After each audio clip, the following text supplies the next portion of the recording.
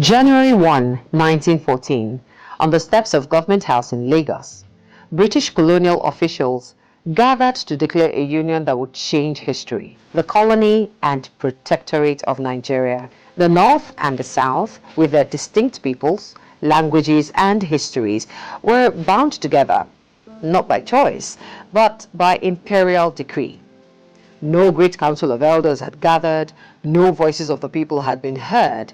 The lines were drawn on maps thousands of miles away, inked in the language of profit. For the British, the goal was not nationhood, but economic gain. One administration, one currency, one railway system to carry goods from hinterland farms to coastal ports bound for Europe.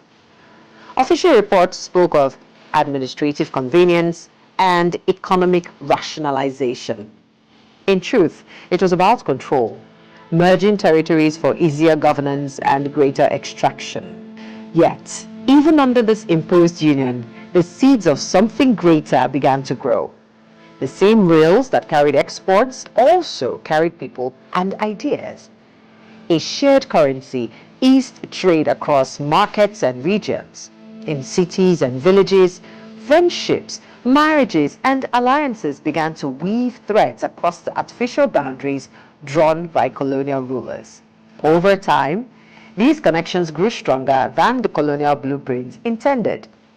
In the decades that followed, leaders from every region, North, South, East, and West, would demand more than colonial convenience. They demanded self-rule, dignity, and a vision of Nigeria shaped by Nigerians.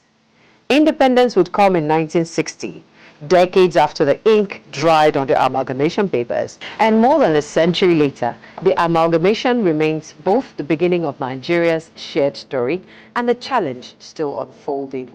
But in every generation, Nigerians have found new ways to bridge divides, reimagine unity, and prove that the power to define Nigeria lies not in the hands that once ruled it, but in the hearts of its people. Many voices, one story, still being written together.